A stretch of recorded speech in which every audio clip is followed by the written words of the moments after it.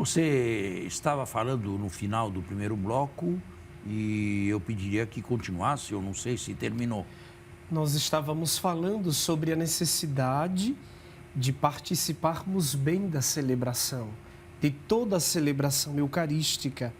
E essa participação, ela tem que ser plena, ativa, lúcida, ela tem que ser com consciência. E aí o Senhor começou a nos dar exemplo de que fazer e do como fazer para que o nosso povo aprenda não apenas a assistir à missa, mas a participar da missa, né? E o celebrante não a dizer missa, mas celebrar com dignidade a própria missa. Como se ela fosse a sua primeira missa ou a sua última missa. Né? Eu, no intervalo, estava me lembrando aqui de um pormenor que pode ajudar. Nas grandes cidades ou capitais do nosso país, existe um mosteiro de beneditinos. Aqui em São Paulo, por exemplo, existem até dois.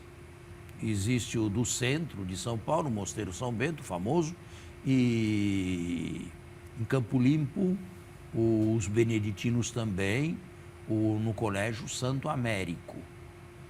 Eu convidaria o telespectador, mas isto existe no Rio de Janeiro, em Salvador, em Recife, em Brasília, e não sei mais aonde mais, por esse Brasil todo existem.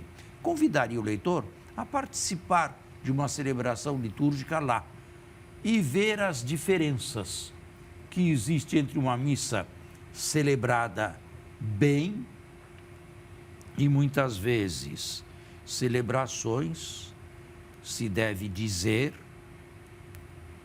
impróprias ou que não trazem nada aos espectadores, aos fiéis que estão ali, que saem como quando entraram, sem receber coisa alguma, sem a alma cheia, em poucas palavras.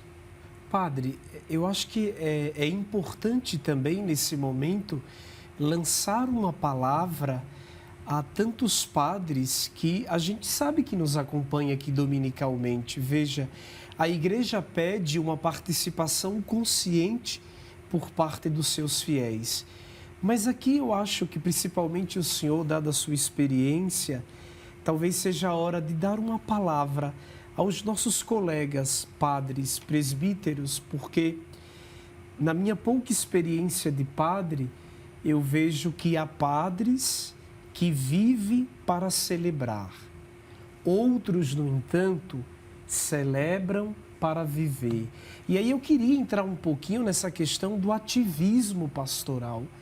Padres que celebram, eu sei que por circunstâncias pastorais, até 5 missas no domingo. O que é absolutamente proibido pelo direito canônico.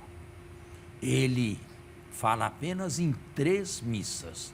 Aqui se costuma fechar um olho para 4 missas, mas 5, 6, 7 missas, isto aqui está totalmente fora de espaço, de compasso para qualquer sacerdote. E faz mal a ele mesmo em primeiro lugar. Porque imagine a 7ª missa ou a 6ª que esteja celebrando. Com que ânimo? O teologal cansa. O teologal bem feito, o teologal bem celebrado nos cansa. Porque exige não apenas ação, mas exige consciência, exige atenção, exige participação de todo o meu ser, de todos os meus gestos, minhas mãos, meus braços, minha cabeça, meus olhares. Tudo isto exige de mim e tudo isto o povo nota em mim. Depois de uma missa assim bem celebrada, a pessoa está meio cansada. Agora, vai celebrar ainda mais 4? Bom, o povo necessita. Não, espera, o povo não vai para o inferno porque não existem padres suficientes. Aí, neste caso, eu costumo dar o seguinte conselho: peça a um ministro da comunhão que exponha o Santíssimo Sacramento, faça uma liturgia da palavra breve, exponha o Santíssimo Sacramento e faça uma hora santa pelas vocações. É bem o que Jesus pede no Evangelho, ou diz: a messe é grande e poucos são os operários. Pedi ao Senhor da messe que envie operários à sua messe, mas não desdobrar-se e realizar 10 vezes mais o que já se estava fazendo. Isto leva um padre, pouco a pouco, sem que ele perceba, a se cansar do teologal, a querer tirar férias do teologal. Este é um perigo para si próprio, antes de todos, antes de mais nada. E depois, sabe-se lá que tipo de missa será a última celebrada. E os fiéis, como sairão daquela assembleia? Bom, tudo isto é o que eu penso, é o que eu julgo e é o que eu procuro fazer também. O teologal, bem celebrado, conscientemente celebrado, cansa. E por isto a Igreja quer que os sacerdotes tenham também bom senso na pastoral que fazem. Mais uma vez, não é a falta de uma missa por falta de sacerdote que leva alguém a ir para o inferno. A perdição eterna, por exemplo. Pelo amor de né? Deus. Não, de jeito nenhum. Agora, padre, também é justo que deixemos uma palavra para aquilo que hoje a gente chama de pastoral urbana.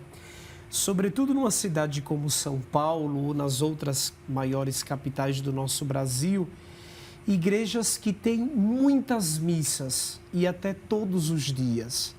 Às vezes, por um motivo ou outro, o padre está impedido de celebrar aquela próxima missa.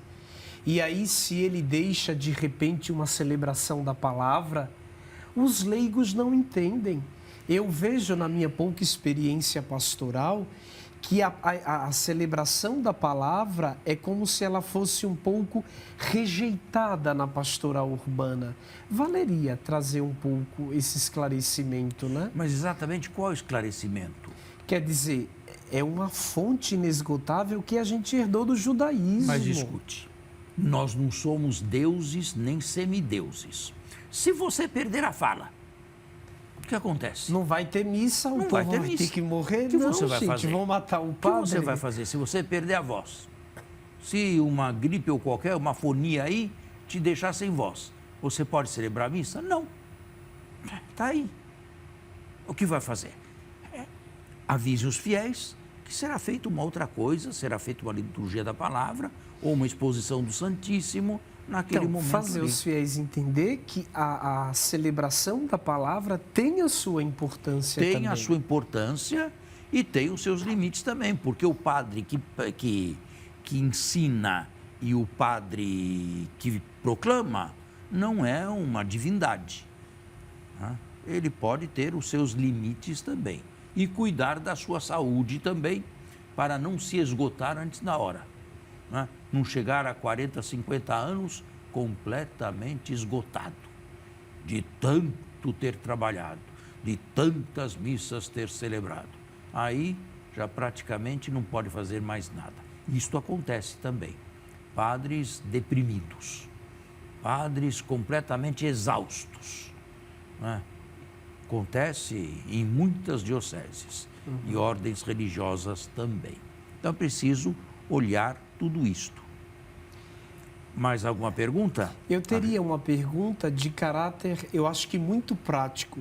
Certamente os nossos leigos, quando vão à missa, sobretudo do domingo, percebe que o padre, na estrutura global da celebração, ele incensa o altar, o crucificado e o evangelho. E eu ouço muitos leigos questionar na comunidade: por que é que só o evangelho recebe o incenso e as leituras anteriores não? seria o Evangelho superior às leituras? Exatamente. Por Claro quê? que sim. Eles são o coração do Novo Testamento. Assim como o Pentateuco é o coração do Velho Testamento para os judeus. As outras leituras, um leitor qualquer de bom senso e capacidade pode fazer. Não é insensado o livro. O povo não está em pé, está sentado na posição daquele que ouve. Nenhuma solenidade, mas o Evangelho tem que ser solenizado. Por quê? Porque é catequese especialmente colocada na boca de Jesus. É catequese em forma de conto, é catequese em forma de narração, mas é catequese, não é história que se conta para se distrair.